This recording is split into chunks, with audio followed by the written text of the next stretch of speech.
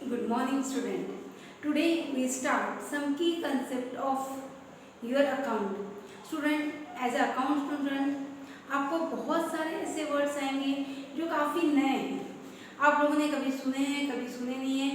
ऐसे सारे वर्ड्स आज हम वन बाय वन डिस्कस करेंगे.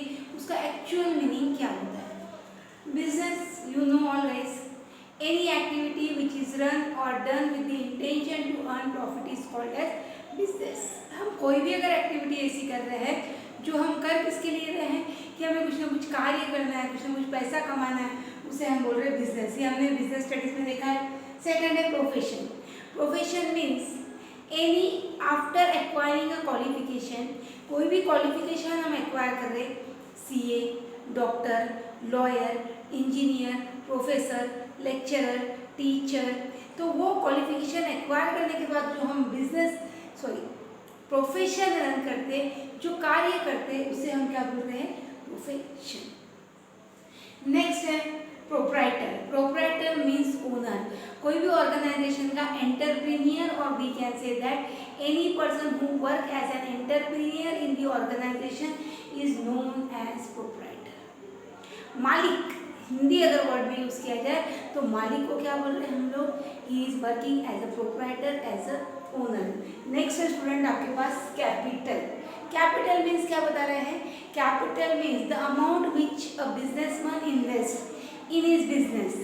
The amount which a businessman invest in his business is known as capital to start up his business.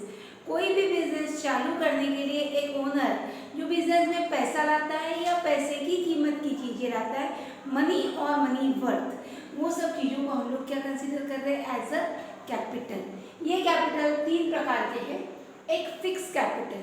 Fix capital means the capital which is bought in the form of fix asset. जो fix asset के form में एक बार लाया तो कई साल तक बदलने की जरूरत नहीं है.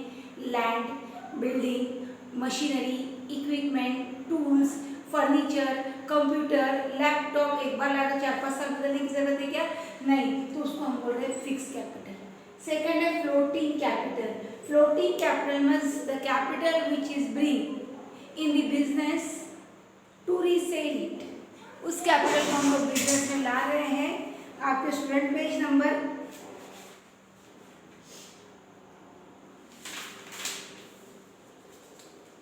17 पे दिए हुआ है. उन्होंने टेक्निकल टर्म्स नाम से दिया है. अपन छोटे छोटे टर्म्स उसको की कंसेप्ट के नाम से यूज करेंगे. उसके बाद दिया है आपको कैपिटल. कैपिटल में तीन टाइप्स मैंने बताया. Working floating assets that are purchase for sale, stock, inventory etcetera are known as floating capital. जैसे मैंने आपको बताया, कोई भी असेट अगर हम लोग परचेज करें काहे लिए कि हमें उसे बेचना है, उसे अपने पास बिजनेस में रखना है क्या, नहीं, that is considered as floating capital. Next है working capital. Working capital means current asset minus current liability. अब करंट असेट और करंट लायबिलिटी क्या है ये हम आगे देखेंगे. जो असेट रेगुलरली चेंज होती है, रूटीन लाइफ की है, उसे हम करंट असेट बोल रहे हैं. स्कूल के बाद जो बुक्स है, क्योंकि बुक्स कभी यूज़ होती है, कभी खराब होती है, वेस्ट भी होती है, वापस नहीं खरीदते. हॉस्पिटल में जो इक्विपमेंट्स वो लोग यूज़ करते हैं, वो फैक्ट्री में बाउल्स, छोटे छोटे फर्नीचर यूज़ करते हैं, टेबल चेयर, एक साल लाइफ में भी 1-2 साल चले टूट जाए या 6 महीने में टूट जाए, डस्टबिन, ये वो, इसको करंट असेट बोलते हैं. और करंट लायबिलिटी यानी आने वाले साल या 6 महीने में जिस इसका पैसा हमें देना है, that is consider as current liability. तो आगे जैसे जैसे हम टॉपिक पे जाएंगे आप लोगों को समझेगा. Current asset minus current liability, तो ये आ रहा है हमारा वर्किंग कैपिटल. प्रोप्राइटर वर्ड समझा था. Proprietor means the person who is owner of the firm. Firm का जो ओनर है उसे हम क्या बोल रहे हैं, प्रोप्राइटर. ये प्रोप्राइटर अगर फर्म में से कुछ पैसा निकाल रहा है, फर्म में से कुछ ड्राइंग कर रहा है, तो that is consider as drawing. अस्तर ड्राइंग यानी ड्राइंग वाले ड्राइंग कंसिडर करते थे, लेकिन यहाँ the amount which is withdrawal by the owner or proprietor for his personal use is known as drawing. एक क्लॉथ शॉप ओनर है, अपनी दुकान से अपने बच्चों के लिए, खुद के लिए कपड़े निकाल रहा है वापरने के लिए, तो वो क्या होगी, उसकी ड्राइंग. स्कूल में से दुकान में से स्कूल की फीस भरी, वो हो गई ड्राइंग. घर के कोई एक्सपेंसेस पुट किए, वो हो गई ड्राइंग. तो ड्राइंग इज द मनी और money worth. Drawing is the money or money worth which a businessman withdrawal from the business for his own use, खुद के वापर के लिए जो निकालता है उसे हम बोल रहे हैं drawing. Goods, goods means the commodity in which a businessman deals, businessman जो कमोडिटी में डील कर रहा है वो उसके लिए क्या होगा, गुड्स, और जो कमोडिटी में वो डील नहीं करता है वो उसके लिए क्या होगी, असेट या प्रॉपर्टी।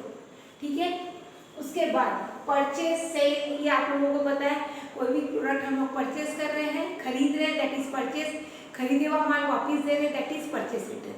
सेल बेचना और बेचे हुआ माल वापस देना यानी सेल्स रिटर्न। कुछ कुछ टर्म आप लोगों को पता है, कुछ टर्म्स आप लोगों को पता नहीं। स्टॉक, द करंट असेट्स और the inventory which is kept in the godown for the purpose of sale it, जो गोडाउन में स्टॉक स्टोर करके रखते हैं कि हमें फ्यूचर में उसे बेचना है, that is considered as stock. उसके बाद है debtors, debtors means the person from whom amount is receivable, debtor एक ऐसा पर्सन है जिसके पास से हमें पैसा प्राप्त होने वाला है, मिलने वाला है, लेनदार, ये हमारी एक साइड से असेट है। The person from whom amount is receivable is known as debtors, अगर तुमसे स्कूल वालों को फीस लेनी है तो स्कूल के लिए तुम कौन हो गए, डेटर्स, और तुम्हारे लिए स्कूल क्या होगी, opposite, creditors. The amount of money we have to pay another person, एक ऐसी चीज जो हमें दूसरे पर्सन को देनी है, हमारी लायबिलिटी, हमारी देयता है, हम देनदार है उसके लिए, तो क्या होगा, क्रेडिटर्स। उसके बाद बैड डेट, जो स्कूल के पास ड्यू टू कोविड रेगुलरली हो रही है, अगर स्कूल को आपसे फीस लेनी है, आप क्या होगा, स्कूल के डेटर्स, और आप लोगों ने अगर पैसा भरा नहीं है, इन दैट केस जो पैसा भरा नहीं है वो स्कूल के लिए क्या कंसिडर होगी, एज बैड डेट, डूब गए पैसे, that is consider as bad debt. छोटे छोटे कंसेप्ट है, मैंने इजी वे में आपको समझाने की कोशिश की है, इसके आगे के भी कुछ कंसेप्ट है, हम स्टेप बाय स्टेप देखते हैं। इसके बाद स्टूडेंट्स हम लोग कुछ और इम्पोर्टेंट कंसेप्ट देखेंगे, that is discount. Discount is the amount of concession, एक टाइप का कंसेशन है, डिस्काउंट वर्ड आप सबने सुना हुआ है, एक टाइप का कंसेशन है जो सेलर अपने बायर को देता है। कोई भी माल खरीदते समय बायर को मिलता है और बेचते समय कौन दे रहा है उसे, सेलर दे रहा है। जो माल बेच रहा है वो सेलर और खरीद रहा है वो बायर। तो सेलर जो डिस्काउंट देता है वो दो प्रकार का होता है, ट्रेड डिस्काउंट, एक कैश डिस्काउंट। नॉर्मली हम लोग कोई प्रोडक्ट परचेज करते हैं तो उस पर लिखा था 10% ट्रेड डिस्काउंट। अगर उधारी में माल खरीदा जा रहा है तो उसकी जो लिस्ट प्राइस रहता है उस पर दिया जाता है trade discount. Trade discount basically wholesaler retailer को देता है। यहाँ हम कोई प्रोडक्ट परचेज करते हैं, सर ये फर्नीचर 50,000 का है, हमने सीजन ऑफ से 5% ट्रेड डिस्काउंट पे निकाला है, तो 50,000 का फर्नीचर में 5% कितना हो गया, 2,500, टोटल कितने का हो गया वो 47,250, सो 47,500 सॉरी 47,500 का ट्रेड डिस्काउंट के साथ फर्नीचर हो गया, उसकी वैल्यू है। लेकिन अगर आप अभी पैसे दे रहे होंगे तो 500 और लेस यानी 47,000 में, तो ऑन टाइम पेमेंट देने के लिए जो डिस्काउंट मिलता है that is considered as cash discount. तो डिस्काउंट ये चीज़ आपको पता है, ट्रेड डिस्काउंट ये लिस्ट प्राइस पे, कैश डिस्काउंट ये कब है, जब हम कैश में पैसा दे रहे हैं उस समय हमें मिल रहा है कैश डिस्काउंट। उसके बाद असेट, असेट मीन्स प्रॉपर्टी, जो भी एक ऑर्गेनाइजेशन फर्म या खरीद रही है उसके खुद के नाम पे, that is considered as asset property. ये असेट दो टाइप की है, करंट, एक फिक्सेबल, एक टेंजेबल, एक इनटेंजेबल। करंट असेट यानी मैंने आपको पहले बताया था, स्कूल के लिए बुक्स, हॉस्पिटल के लिए उसके अप्लायंसेस, फैक्ट्री के लिए टूल्स, टेबल, चेयर, कुछ केमिकल्स, ये करंट असेट है, आज है कल यूज़ करके ख़त्म हो जाएगी। फिक्स असेट आज है 10 साल तक रहेंगी, 15 साल तक रहेंगी, 5 साल तक रहेंगी, that is considered as fix asset. Tangible asset, tangible asset are the asset which are seen with our eyes, जिसे हम देख सकते हैं, समझ सकते हैं और जान सकते हैं, that is tangible asset. On the other hand intangible asset, the asset which are can't be seen, जो असेट या प्रॉपर्टी हम देख नहीं सकते उसे हम बोल रहे हैं intangible asset. In the same sense liability, asset यानी प्रॉपर्टी, लायबिलिटी यानी देयता, जो अनपेड लायबिलिटी, जो पैसा हमने दिया नहीं है, देना है हमें, लोगों के तरफ बकाया है, that is considered as liability. Liability में वापस करंट लायबिलिटी और लॉन्ग टर्म असेट। आज बैंक से लोन लिया, कैश क्रेडिट है, ओवरड्राफ्ट है, ये हो गई हमारी करंट लायबिलिटी। क्रेडिटर्स है, आज उधार लाया, 1 महीने के अंदर 15 दिन में उसको वापस दे देंगे, ये हो गई हमारी करंट लायबिलिटी।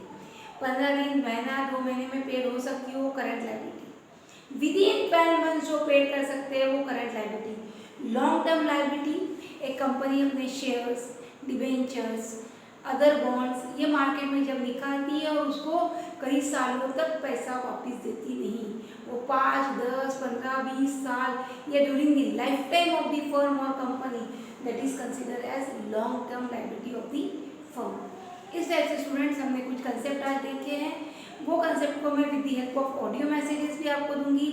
अगर कोई डाउट है तो आप मुझे पर्सनल विंडो पे भी पूछ सकते हो। For today's lecture it is enough. Thank you.